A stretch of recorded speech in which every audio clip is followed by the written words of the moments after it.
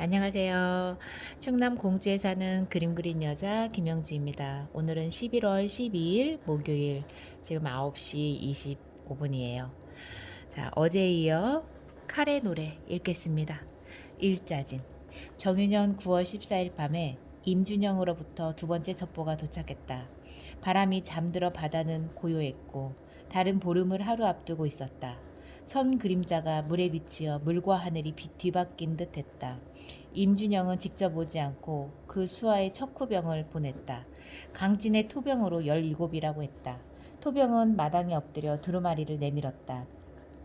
민가의 창호지를 찢어낸 종이에 언문으로 급히 쓴 글씨였다. 적정이 다급하여 사람을 대신 보냅니다. 오늘 산에서 내려가 적의 포구에 바싹 다가갔습니다. 이제 적의 배는 300여 척인데 대부분이 전선인 것 같았습니다. 다채 녹이 쓸지 않은 걸 보아 일본에서 새로 만들어 끌고 온 배인 듯 싶었습니다. 오늘 아침부터 적들은 백성의 빈집을 돌며 장독을 몰아왔습니다. 적들은 장독에 물을 채워 배에 실었습니다. 적의 무리들이 갯가에 모여 대충 200명씩 패거리를 가르고 깃발을 세웠는데 아마도 승선대오를 갖추는 듯 했습니다. 적들은 창검과 조총을 닦아서 모두 배에 실었습니다. 적에게 붙잡힌 조선 여자들은 30명쯤이었는데 10명쯤은 묶어서 배에 태웠고 나머지는 갯가에서 못 베었습니다. 목을 벨 때 적의 병졸들이 둥그렇게 모여서 연부를 외우는 듯 했고 노래를 부르는 듯도 했는데 똑똑히 들리진 않았습니다. 저의 다음 임무를 지시하여 주십시오. 바라옵기는 이제 수하를 거두어 우수영으로 돌아가 본대에 가세하고 싶습니다. 저와 저의 수하들을 배에 태워 적의 앞으로 내보내 주십시오. 전령으로 온 토병편에 임준영의 본대 복귀 명령을 전했다. 밤에 온 토병은 벽파진에 머물지 못했다. 돌아가는 토병에게 쪄서 말린 쌀 2되를 주었다. 명량에서 적을 맞겠다. 우수영으로 돌아가자. 돌아가서 기다리자. 오늘 밤 전 함대를 발진하라. 장졸들의 표정이 얼어붙었다. 나는 다시 말했다. 사지에서는 살 길이 없음을 알아야 한다. 그것이 아마도 살 길이다. 살 길과 죽을 길이 다르지 않다. 너희는 마땅히 알라. 전율이 장졸들의 얼어붙은 얼굴을 스치고 지나갔다. 그 전율에 난 안도했다. 그날 밤 나는 전선 12척과 군사를 우수영으로 옮겼다. 그리고 전선의 고물에 백성들의 어선 30척을 밧줄로 매달아 함께 옮겼다. 새벽이 군관들을 풀어서 우수영 주변과 갯가의 백성들을 산 위로 소개시켰다. 해남 쪽에서 넘어온 피난민들이 섞여 있었다. 그들은 대부분이 늙은이와 부녀자들이었다. 백성들은 쓰러져 뒹굴며 울부짖었다. 이부자리를 등에 맨 백성들은 개와 닭을 끌고 통곡하면서 산 위로 올랐다. 수영마당 안까지 백성들이 몰려왔다. 나으리, 이제 또 산 위로 가라 하시니 짐승이 아니고서야 어찌 산 위에서 살 수 있겠소이까. 차라리 저희들을 다 죽여주시오. 나라의 칼을 찬 장수가 어찌 이러실 수가 있소. 나라의 칼로 백성을 지키지 못할진데 나라의 칼로 다 죽여주시오. 늙은 농부는 울면서 그렇게 말했다. 내 마음속에 몇 방울의 눈물이 고여왔다. 나는 겨우 말했다. 거짓말이 되더라도 나는 그렇게 말할 수밖에 없었다. 칼찬 자의 죄가 실로 크다. 내 이번 싸움에서 기필코 이길 것이니 그때 너희들은 마을로 돌아오라. 군사들이 백성들을 창으로 윽박질러 끌어냈다. 산 위로 올라갔던 백성들이 다시 무너지는 듯이 우르르 산 아래로 내려갔다. 가재도구를 다 내버린 백성들은 넘어지고 뒹굴면서 산 아래로 몰렸다. 산 위로 올라가는 백성들과 산 아래로 내려가는 백성들이 부딪혀서 뒤엉켰다. 군관을 보내 까닭을 알아오게 했다. 해남 쪽에서 넘어온 늙은 어부 한 명이 이미 저기 삼지원에 들어왔다. 적들은 육로로 들어와 이미 산 꼭대기마다 진치고 있다. 산으로 가면 죽는다. 고 헛소문을 퍼뜨린 것이다. 산 위로 올라간 백성들이 가재도구를 다 버리고 맨몸으로 산 아래로 내려갈 때 그 늙은 어부는 피난민들의 가축을 훔쳤다. 군관이 늙은 어부를 붙잡아서 끌어왔다. 백성들 보는 앞에서 목 베어 걸었다. 새벽에 읍진 수령들과 군관을 숙사 안으로 불러 모았다. 미주왕 첨사 김응함, 평산포 대장 정응두, 거제 현령안위, 녹도 만호 송여종들이었다. 수령들은 방 안으로 들어와 둘러앉았고 군관들은 마루에서 열을 지어 앉았다. 아마도 밝은 날에 싸워야 할 것이다. 격군들을 재우라. 수령들은 대답이 없었다. 그들은 바다를 뒤덮고 달려드는 300여 척의 적선들을 머릿속에 떠올리고 있을 것이었다. 안위가 깊은 한숨을 내쉬었다. 보름이라 바다가 사나울 것인즉 피하간에 마찬가지일 뿐이다. 송여정이 입을 열었다. 바다에서 진어를 어찌 펼치실 요량이신지. 송여정은 임진년에 내가 임금에게 보내는 장계를 품고 남쪽 바닷가 여수에서 압록강 물가 의주까지 여러 번 다녀왔다. 낮에는 적들을 피해 엎드려 있다가 밤에만 걸었다. 그는 여수에서 의주에서 이르는 그 멀고 먼 길의 일들을 말하지 않았고 나는 묻지 않았다. 그는 언제나 살아서 돌아왔다. 그는 35살의 장년이었다. 그가 진을 묻고 있었다. 나는 되물었다. 송만호, 어떤 진이 좋겠는가? 송여종은 머뭇거렸다. 이제 배가 12척이온즉 안위가 말했다. 12척으로 진을 짠다면 대체 어떤? 내가 말했다. 아무런 방책이 없다. 일자진 뿐이다. 12척으로는 다른 진법이 없다. 수령들은 일제히 입을 다물었다. 한참 후에 김응함이 입을 열었다. 일자진이라 하심은 횡열진이다. 모르는가? 12척을 다만 일렬 횡대로 적 앞에 펼치신다는 말씀이신지. 그렇다. 밝은 날 명량에서 일자진으로 적을 받겠다. 수령들이 다시 일제히 입을 다물었다. 나는 말했다. 적의 선두를 부수면서 물살이 바뀌기를 기다려라. 지휘체계가 무너지면 적은 300척이 아니라 다만 300개의 한 척일 뿐이다. 이제 돌아가 쉬어라. 곧 날이 밝는다. 수령들은 돌아갔다. 나는 잠들지 않았다. 날 셀 무렵에 임준영이 그 휘하를 거느리고 우수영으로 돌아왔다. 임준영의 보고에 따르면 그날 밤 적은 발진 준비를 끝냈고 소 돼지를 잡아서 병졸들을 먹였다. 적은 말을 베어서 대장선 이물에 말의 피를 발랐다. 나는 임준영과 그 수하를 안위의 배에 배치했다. 잠이 오지 않았다. 우수영 뒷산에서 피난민들이 울부짖는 소리가 들려왔다. 전환. 적들은 아침에 왔다. 일출 무렵에 바람은 잠들었다. 해가 떠오르자 아침 안개는 쓰러졌다. 보름 사이에 북서 밀물이 명량의 멱통에서 소용돌이 쳤다. 허연 파도들이 말대처럼 출렁거리며 목포 쪽으로 몰려갔다. 물보라가 날렸다. 진도 동쪽 해안 금날산 맷뿌리에서 연기가 올랐다. 봉화는 섬의 서쪽 해안을 따라 옮겨붙었다. 금날산 봉화를 용장산에 받았다. 용장산을 벽파진이 받았고 벽파진을 망금산이 받았다. 산봉우리들을 건너뛰며 연기는 다가왔다. 물 건너편에서 망금산 봉화 연기는 눈을 찌르듯이 가까웠다. 삼지원 쪽 망군 한 명이 선착장으로 들이닥쳤다. 망군은 온몸으로 가쁜 숨을 몰아쉬며 땅에 쓰러졌다. 헤아릴 수 없는 많은 적선들이 명량으로 몰려오고 있습니다. 헤아릴 수 없이 명량으로. 망군은 머리를 땅에 박고 헐떡거렸다. 곁군과 사부들은 이미 승선해 있었다. 곁군들은 갑판 밑으로 내려가 노를 잡고 대기했다. 사부들은 갑판 위 좌현과 우현에 배치되었다.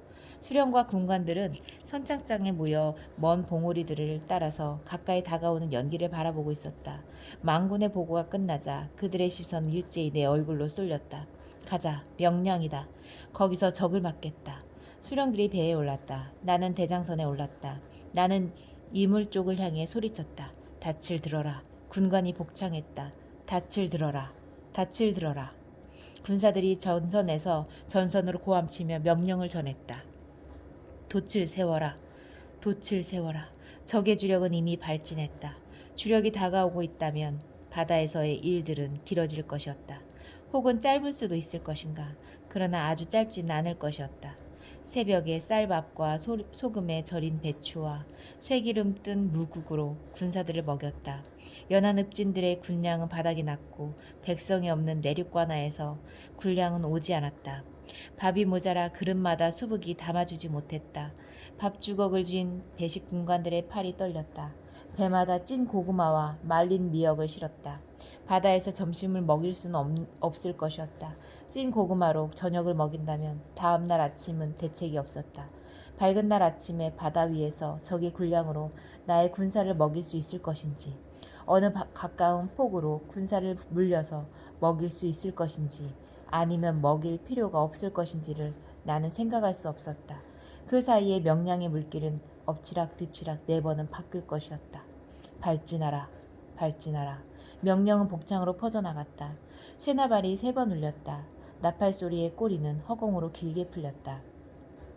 느린 점고로 몰아가는 격군장들의 북소리가 들렸다. 노들이 일제히 물 위로 치솟았고 다시 물에 잠겼다. 명량까지는 일렬 종대로 나아가서 거기서 적의 주력 정면에 일자 횡렬진으로 펼칠 것이었다. 중군장 김응함이 선두로 나아갔다. 안위가 뒤따랐다. 나는 대열의 한가운데서 6번째로 나아갔다. 이물에 덤비는 영류의 물결은 사나웠다. 물결은 길길이 뛰면서 앞쪽에서 달려들었다. 배에 부딪힌 물결이 깨져나가면서 양쪽으로 소용돌이쳤다. 이물 쪽에서 흰 물보라가 칼처럼 일어나서 돛을 때렸다. 노를 질타하는 격군장들의 북소리가 다급해져 갔다. 북소리는 빠른 뇌고로 바뀌었다. 노의 힘은 영류의 물결과 힘겹게 비기고 있는 듯했다. 바람이 잠들어 돛은 힘을 받지 못했다. 멀리서 안위의 배가 좌연 쪽으로 물결을 맞으며 비틀려 있었다. 몇 번의 물결이 때리고 지나간 뒤 안위는 가까스로 이물의 방향을 수습했다. 시야가 자진하는 먼 바다로부터 영류의 물결은 끝도 없이 밀려왔다. 물이랑과 이랑 사이에서 배는 부서질 듯이 삐걱거리면서 뒤로 밀렸다. 밀려나면서 물마루에 올라탄 배는 곤두박질치며 다시 앞으로 나아갔다. 북소리가 더욱 빨라졌다. 격군들은 노 한 자루에 4명씩 들러붙었다. 격군들은 2명씩 마주보면서 서로 노를 저었다. 격군들은 몸 전체를 앞으로 숙이고 뒤로 젖히며 팔다리와 허리와 몸통으로 노를 저었다. 배가 물이랑 아래로 곤두박질할 때 북소리는 멈추었다가 다시 살아났다. 격군들은 북소리 한 번에 앞으로 밀고 또 한 번 뒤로 당겼다. 명량어기에서 북소리는 난타로 바뀌었다. 격군들의 몸이 북소리를 받아내지 못했다. 역류로 날려드는 물결과 앞으로 내모는 북소리 사이에서 격군들의 몸이 으스러지고 있었다. 배는 밀리면서 겨우 나아갔다. 후미의 전선들은 3마장 이상 처져 있었다. 나팔을 불어서 후미를 당겼다. 대장선 우연 쪽 상갑판에 지휘 통제의 위치를 정했다. 우연히 물결에 밀리면서 배의 진행 방향이 틀어질 때 북과 물결의 힘 사이에서 무너져 내리는 격군들의 이두박근의 경련이 내 몸에 전해져 왔다. 명량 어귀에서 격군 전원을 교대시켰다. 일자진을 펼쳐라. 일자진을 펼쳐라. 쇠나팔이 울렸다. 나팔 소리는 꼬리를 높이 쳐들고 떨렸다. 일렬 종대의 선두와 호미가 좌우로 갈라지면서 종대는 횡대로 바뀌어 갔다. 다만 한 줄기 홑겹의 횡대였다. 횡대의 뒤는 물이었다. 진도 쪽 봉우리에서 봉화는 계속 올랐다. 적들은 아직 시야에 들어오지 않았다.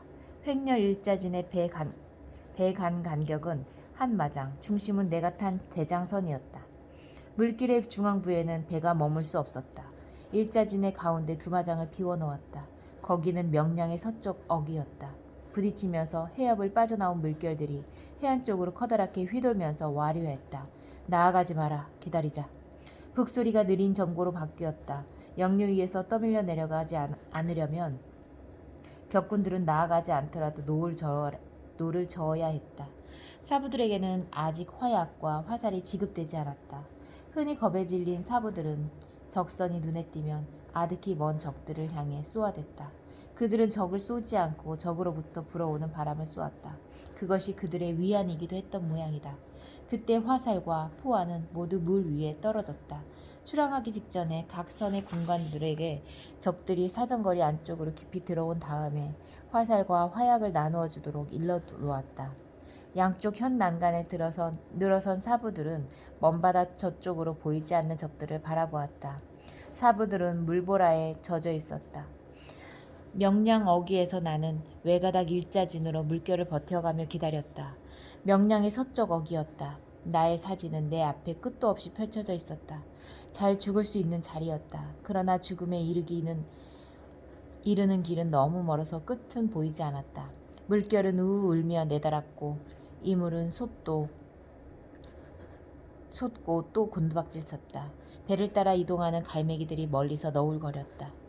우짖는 새떼를 앞세우고 적들은 오고 있었다. 노을 속의 함대.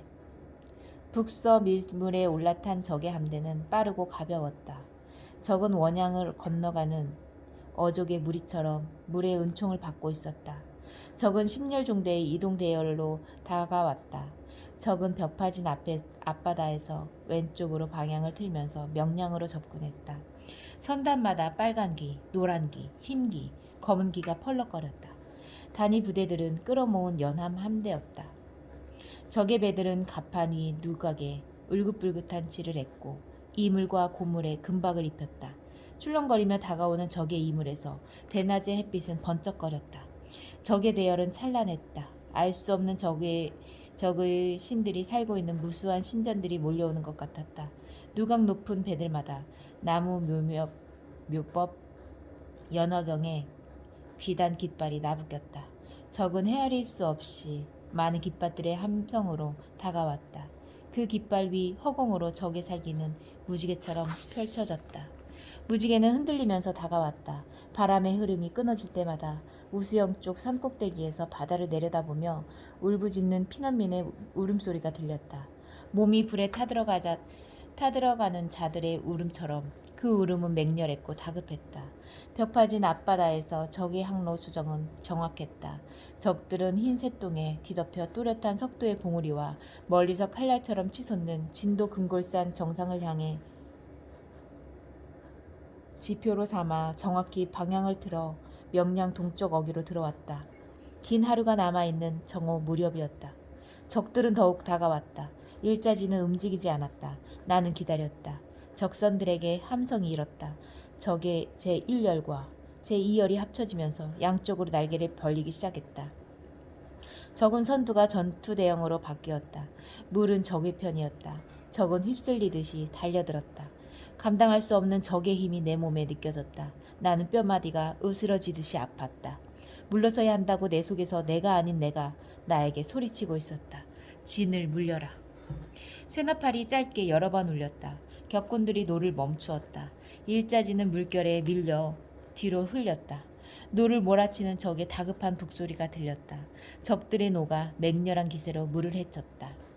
적의 제3열이 앞쪽으로 나아가 나와 양쪽 날개에 가세했다. 해협이 좁아 적의 날개는 폭이 넓지 못했다. 적은 날개를 서서히 오므려가면서 달려들었다. 더욱 물려라. 일자지는 다시 뒤로 흘렸다. 적은 명량 깊숙이 달려들었다. 적의 날개를 피해서 물러선 만큼 적들은 달려들었고 끌어들인 만큼 다시 걷어내야 할 것이었다. 명량의 동쪽 어기에서 서쪽 어기에 이르는 60마장의 물길에 적의 대열은 온전히 들어와 있었다. 벌려진 선두의 날개 뒤로 적은 긴 종대를 이루었다.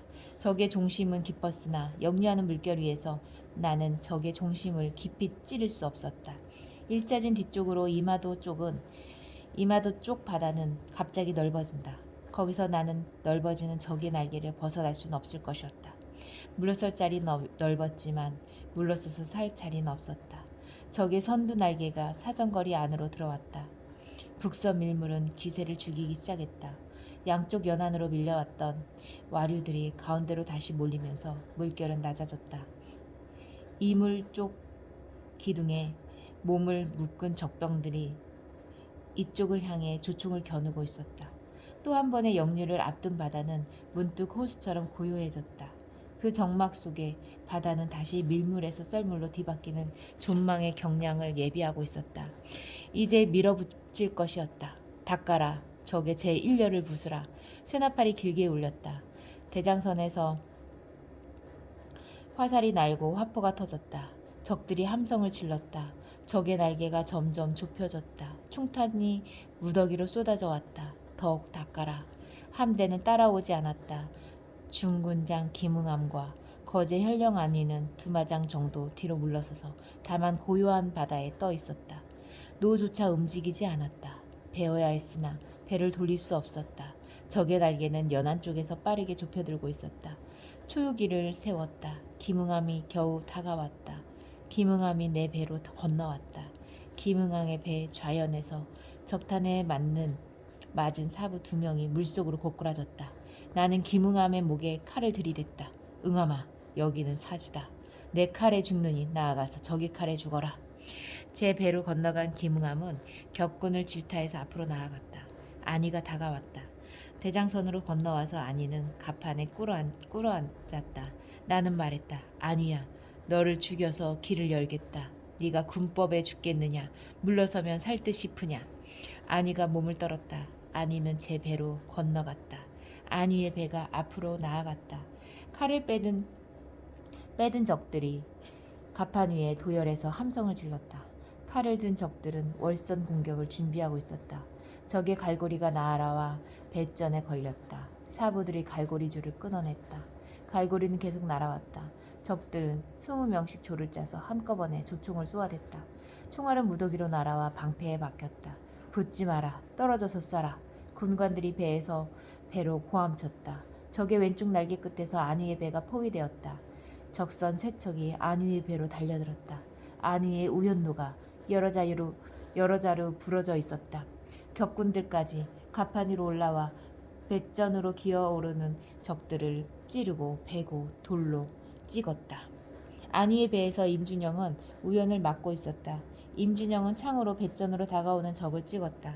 적의 머리에 박힌 창끝이 빠지지 않자 임준영은 창을 버렸다.